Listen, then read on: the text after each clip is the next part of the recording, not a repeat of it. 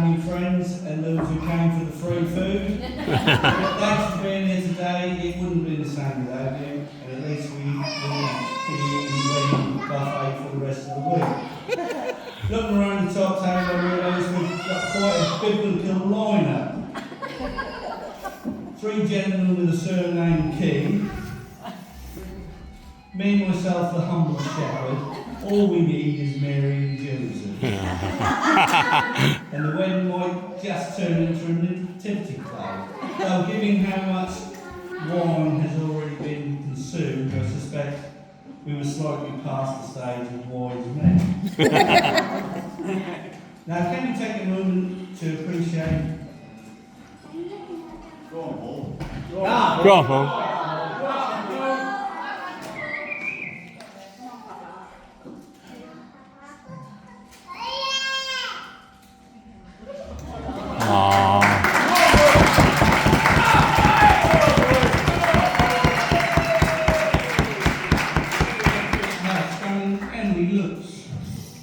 Today, seriously, and we've won the jackpot. So from here on out, your main job is to keep making her smile on the case and agreeing to watch what she wants to watch on Netflix. Parenting is full of surprises, but nothing quite prepared us for the day little Emily, at the tender age of 3 or 4, came sprinting past me and my wife, completely stark naked, showing I need a toilet. Now, if you've ever seen a toddler on a mission, you know this will stop me.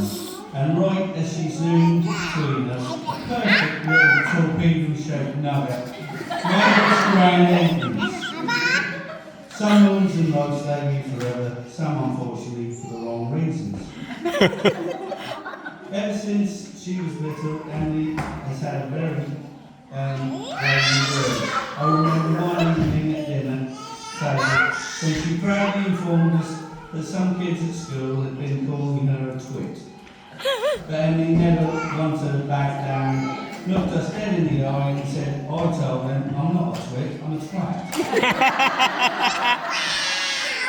Now, as loving parents, we had a choice: correct her immediately or just enjoy the moment. Let's say it took us a few minutes to compose ourselves before explaining the difference. Emily sailed through her teenage years without much trouble and soon ventured into the world of work, putting in the effort and finally landing at Aviva. Big up. One day she mentioned she fancied a guy at work. Said he was fit.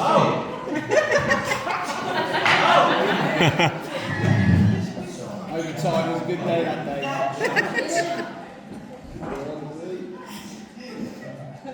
And good looking. I think he worked up the courage to ask her out and they had 2 dates. And then she announced I'm bringing him round to meet me. The big night arrived, and in walked this guy, exchanging pleasantries. Hello, blah, blah, blah. And later in the kitchen, I turned around and asked, so Adam didn't want to come round then? And the husband said, Dad, that's it. If you look all right, you said it was getting good.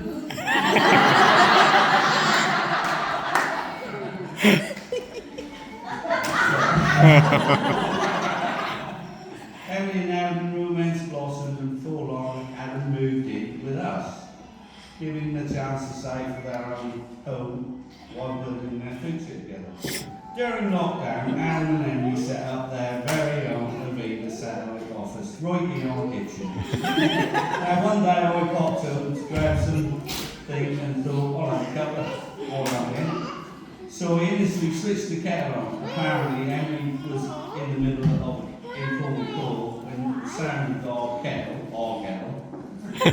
instantly brewing much needed cup of tea. Became an unexpected disturbance.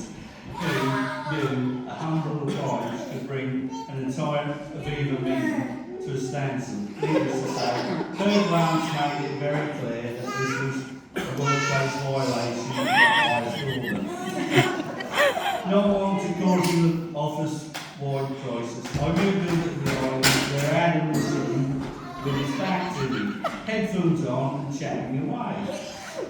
All seemed normal until I noticed his screen filled with 7 or 8 colleagues in the middle of a serious meeting. I never wanted to listen up to him. I thought, why not? So I gave them a little wave. And one by one, slowly, surely they waved back. And I had no idea what was going on behind them, but Emily had a front row seat to the disruption. Let's say she was less than impressed. But honestly, if you turn my kitchen into a corporate headquarters, surely you little like entertainment is part of the package. That's it. Turn it up.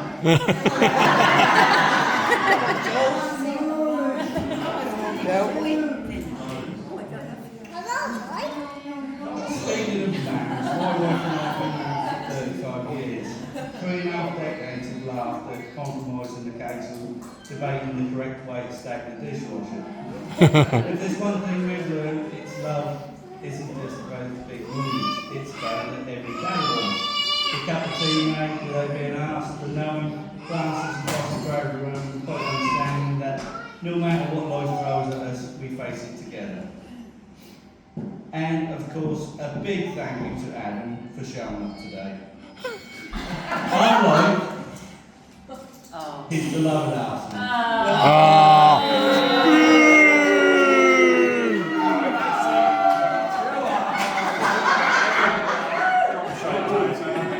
Who sadly didn't quite manage to turn up this season. But hey, there's always next year, right? Just like now, football is all about basic scores and occasionally pretending that things are getting better. Finally, a heartfelt thank you to everyone who worked tirelessly to make this day so special. The planners, the cooks, the decorators, and those who kept me on SKT. Your efforts made today a beautiful moment for all of us. So, let's raise our glasses to love, laughter, and everything. May the journey together be filled with much joy and childhood nuggets, and as much laughter as a story we'll never let them forget. And Emily and Anna. Emily and Anna.